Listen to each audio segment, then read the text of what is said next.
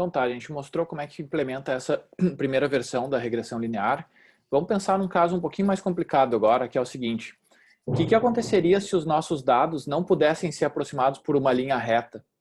Digamos que eu tivesse esse outro conjunto de treinamento, tá? Esse aqui eu inventei da minha cabeça, que a gente tem 9 alunos, e para esses 9 alunos a gente tem aqui as notas que eles tiraram. E se a gente fizer o gráfico, a gente tem um gráfico desse tipo aqui. Então, notem que aqui está acontecendo uma coisa estranha, que eu não sei se aconteceria na vida real, eu inventei esses dados. No início, se tu dá LSD para a pessoa, a nota aumenta, aí se o LSD passa daqui de 3, a nota diminui, depois a nota aumenta de novo. Sei lá, não aconteceria isso claramente na vida real, né? De a nota aumentar, depois diminuir, aí depois tu dá um monte de LSD, a pessoa vai bem. Mas vamos supor que a gente tivesse um conjunto de treinamento desse tipo. Tu até poderia tentar aproximar ele com uma reta aqui, mas não ia ser uma aproximação muito boa, né? Porque parece ser uma coisa meio oscilatória esses dados. Parece que aumenta, diminui, parece uma onda, assim, né? Então, o que a gente pode fazer? A gente pode criar uma hipótese mais complicada. Ao invés de a gente usar só θ0 mais θ1x, a gente pode inventar da nossa cabeça mais termos. Por exemplo, olha, parece que tem uma coisa oscilatória aqui. O que é uma função que sobe e desce? É um seno. Vamos tentar botar um θ2 vezes seno de x aqui. É uma outra hipótese que eu posso tentar ajustar agora. Ao invés de ajustar só o θ0 e θ1, eu vou ajustar o θ0, θ1 e θ2. E vamos ver se existe alguma combinação desses números que vão sendo ajustados, usando essa ideia do gradiente descendente, que poderia ser um bom ajuste para esses dados aqui, melhor que uma linha reta. Tá? Como que a gente vai fazer isso? A gente vai ter basicamente a mesma formulação de antes. A gente vai ter agora uma função de custo, que também se chama J, só que ao invés de ela receber 2 parâmetros como entrada, ela recebe 3, porque agora a minha hipótese tem 3 tetas que eu tenho que ajustar, né? O 0, o 1 e o 2. E como que ela avalia esses parâmetros? Mesma coisa que a gente fazia antes. Vou fazer um somatório sobre todos os meus dados de treinamento, nesse caso sobre todos os meus N alunos, ver a nota predita para o aluno I, menos nota correta para o aluno I, ver esse erro, elevar ao quadrado, fazer isso para todos os alunos, fazer a média. É exatamente a mesma coisa. Essa fórmula não muda nada, exceto que ela recebe um parâmetro a mais, né? O que muda é a nossa hipótese, porque agora eu adicionei esse termo novo. Vamos ver o que acontece, eu não sei se vai funcionar. Vamos testar. E vai mudar depois, claro, a regra de atualização dos pesos, porque eu tenho um peso a mais aqui que vai ter que ser atualizado de um pouquinho diferente. Bom, a gente já viu que para diminuir o erro J, a gente tem que atualizar cada um desses tetas na direção contrária da derivada. Se a derivada é positiva, eu tenho que diminuir o teta. Se a derivada é negativa, eu tenho que aumentar o teta. Tá? Então, eu vou ter regras, eu vou calcular a derivada dessa função de custo em relação ao θ0, a derivada dessa função de custo em relação ao θ1 e a derivada da função de custo em relação ao θ2. Eu calculo a derivada desse trambolho em relação a cada uma das suas entradas. Aqui tem 3 entradas, então eu tenho 3 derivadas. E tendo isso, eu uso exatamente a mesma regra de antes. Ó. Como é que eu atualizo o θ1? Vai ser o θ1 atual menos alfa vezes a derivada em relação a θ1. Como é que eu atualizo o θ2, que é o troço que está multiplicando o seno x? É o θ2 atual menos alfa vezes a derivada em relação a θ2. É sempre a mesma formulazinha, o mesmo padrão. Tá? Bom, para o caso da hipótese, se é essa aqui, o que eu tenho que fazer agora? Eu vou ter que calcular a derivada de novo daquela minha função j, né? Então, o que eu tinha antes era isso aqui. Tá? Essa aqui era o termo que eu acabava tendo quando a minha hipótese era θ0 mais θ1x. Claro, vocês podem calcular essa derivada aqui depois em casa, se vocês não tiverem mais nada para fazer na vida.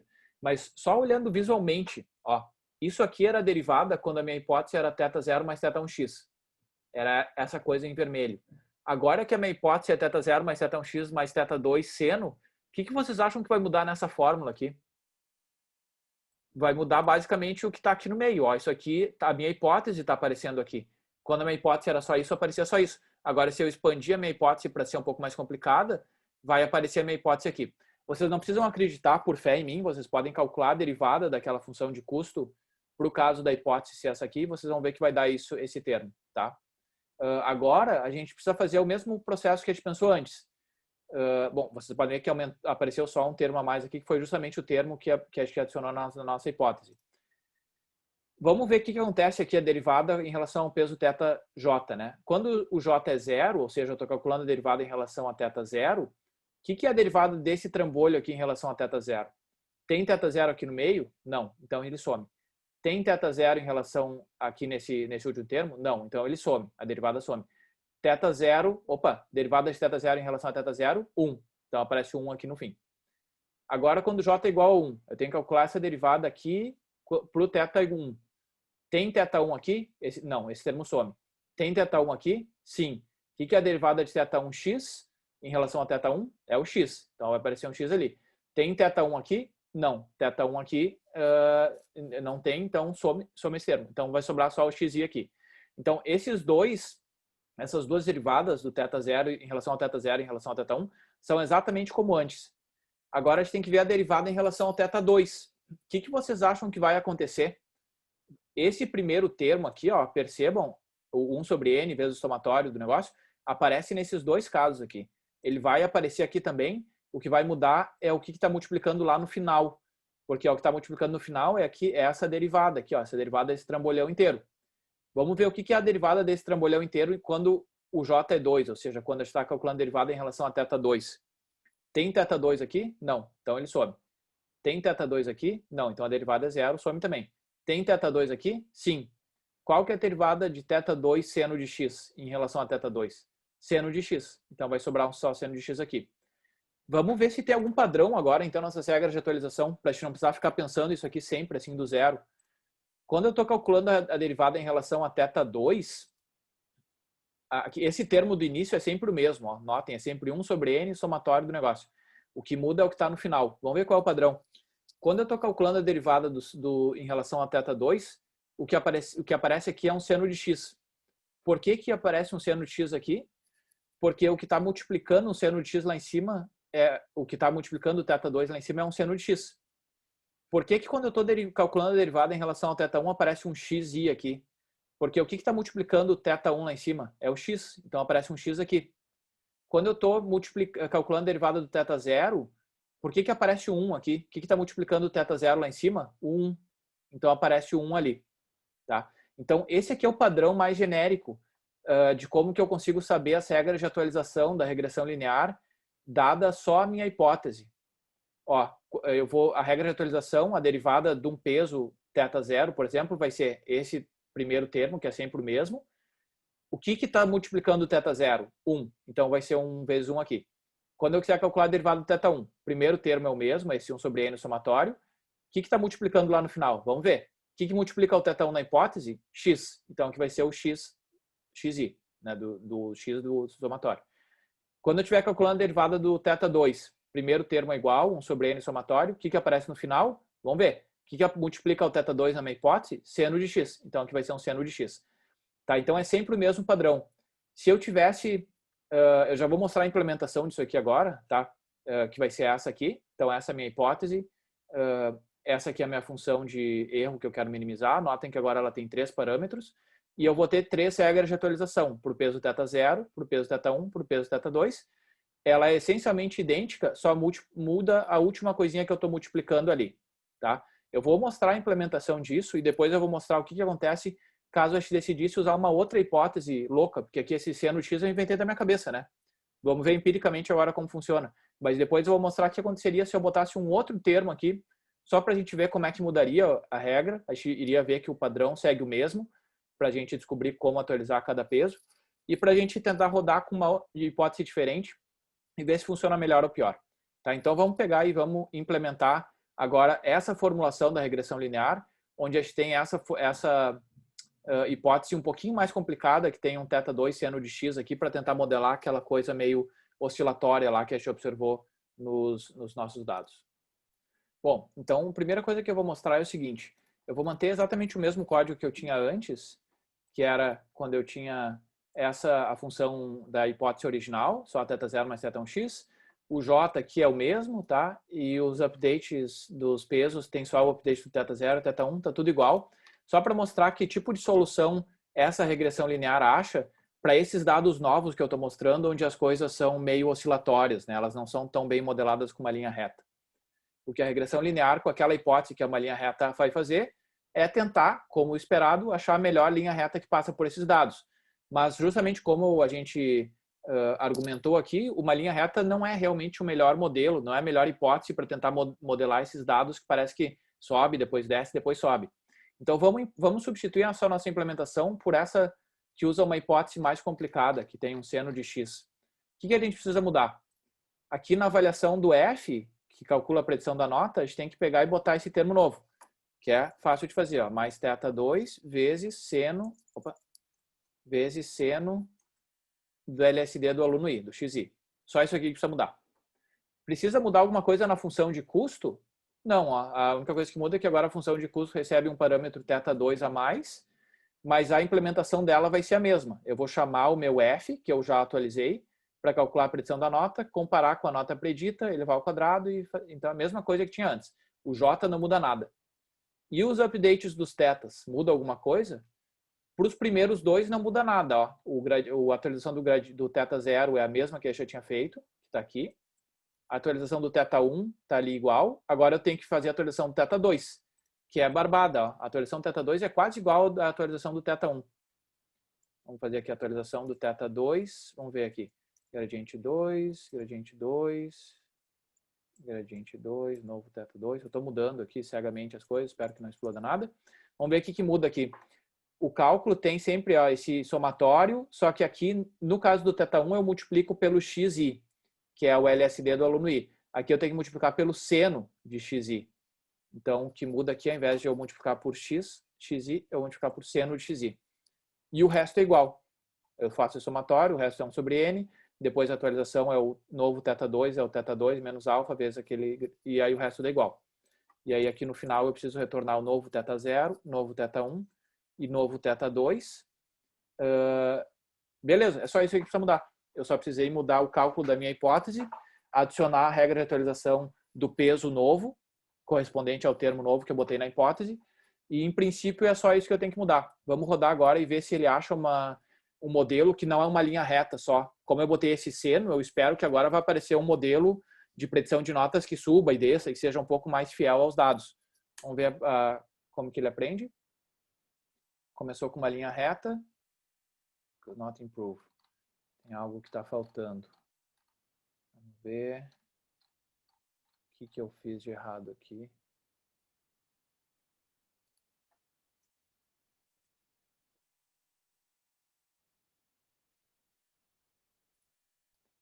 Achei o erro.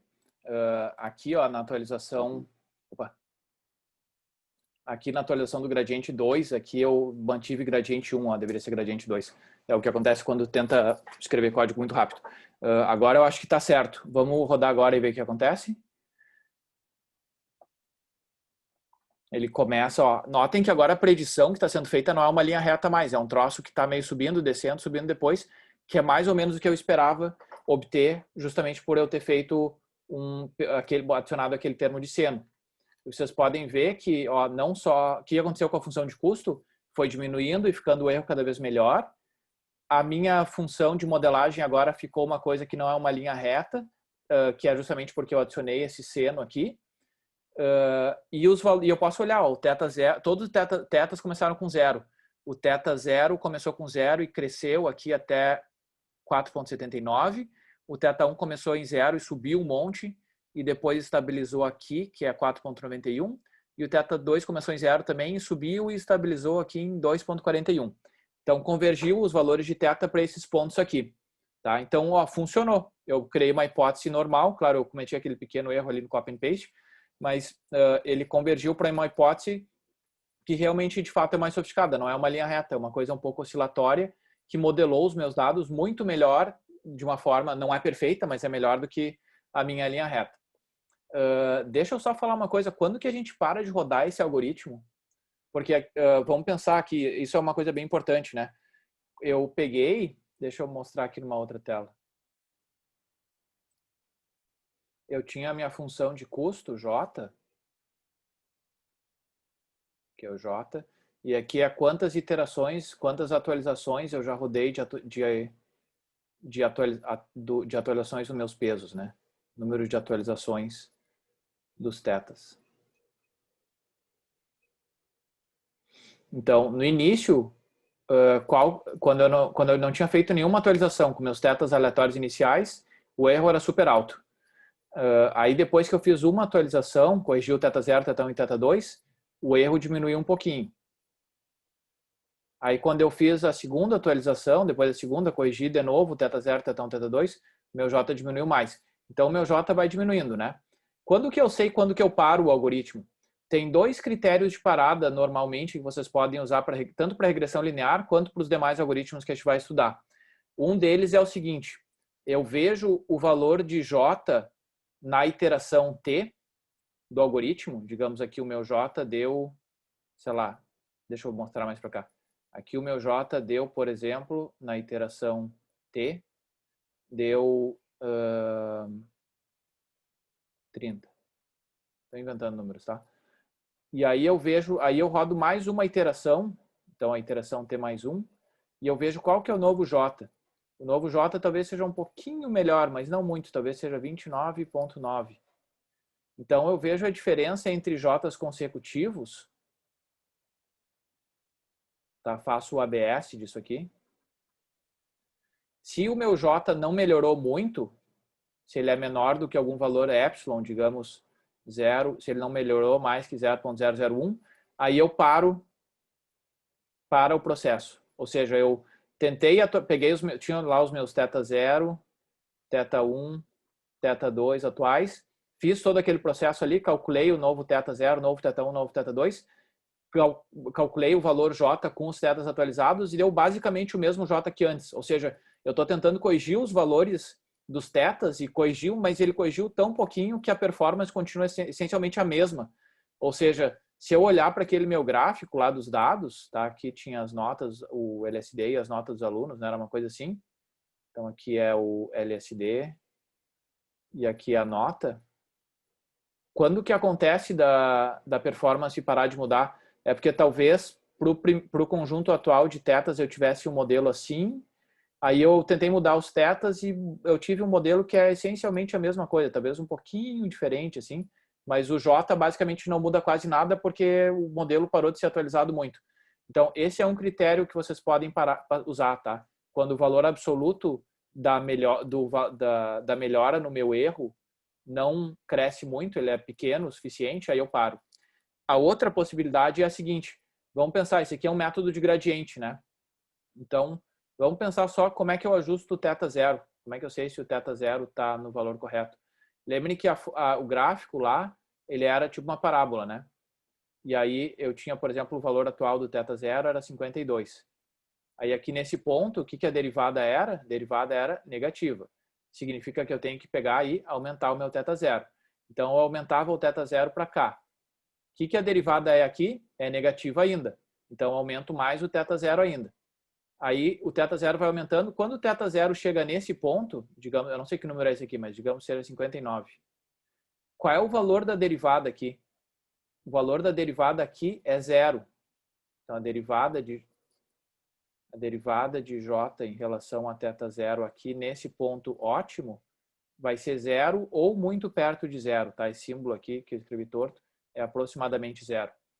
Então, o outro critério de parada é caso a derivada que eu calculei em relação a θ0 seja muito perto de zero, tipo 0,0001, e a derivada em relação ao θ1 também tenha chegado perto de zero, e a derivada em relação ao θ2 também seja muito perto de zero.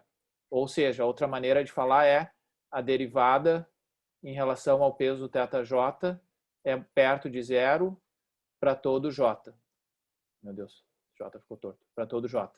Então, nesse caso aqui, eu também para o algoritmo. Tá? Por que para? Porque se todas as derivadas são zero, quer dizer que todas elas chegaram nesses mínimos aqui. Não tem como eu, se eu mudar, se eu aumentar, se o meu θ0 estiver aqui e aumentar ele, o meu erro aumenta. Se eu diminuir aqui, o meu erro também aumenta. Então eu tenho que parar o θ0 aqui. Se todos os θs estão nessa condição de estarem nesse mínimo, se chama mínimo local, aí eu paro o algoritmo. Então tem essas duas possibilidades. Naquela implementação que eu mostrei, eu usei essa aqui, tá? Só porque é um pouco mais simples de implementar, porque eu já estou calculando lá, eu tenho um for que faz essas várias iterações de atualização.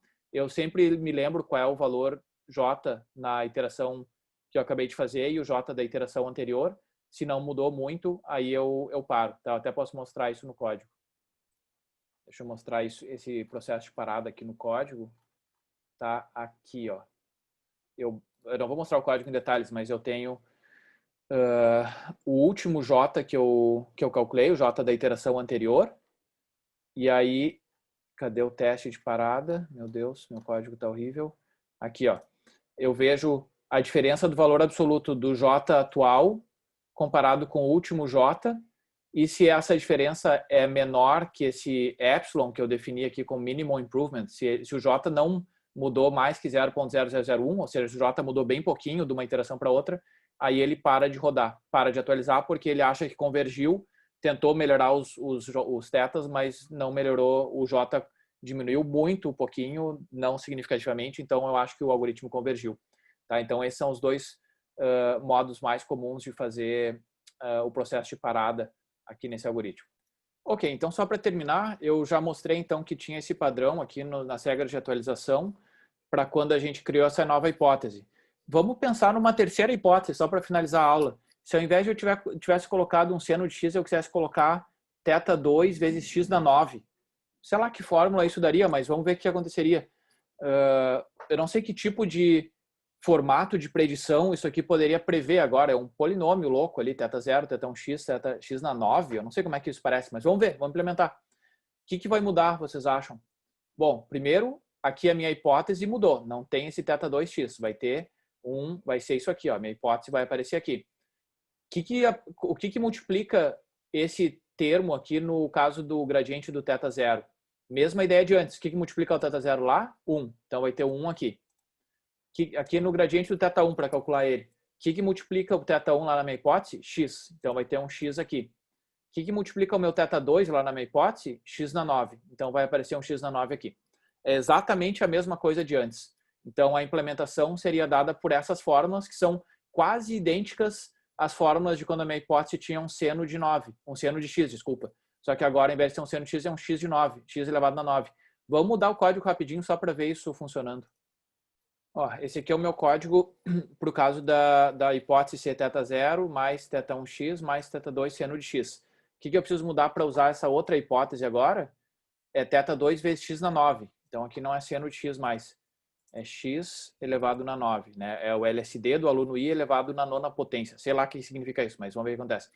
J muda alguma coisa? Não. J é exatamente igual. Recebe os 3 pesos e avalia os N alunos usando a hipótese, usando esses 3 pesos que foram dados aqui como entrada. Ó. Então chama que isso aqui vai ser a nota predita do aluno I, a nota correta do aluno I, faz a diferença entre as notas, eleva essa diferença ao quadrado e vai somando isso tudo dividido por M no final. E os gradientes? Bom, o gradiente do peso θ0, a atualização do peso θ0 continua como antes, ó, 1 vezes 1 ali. A atualização do gradiente 1 continua multiplicando por x.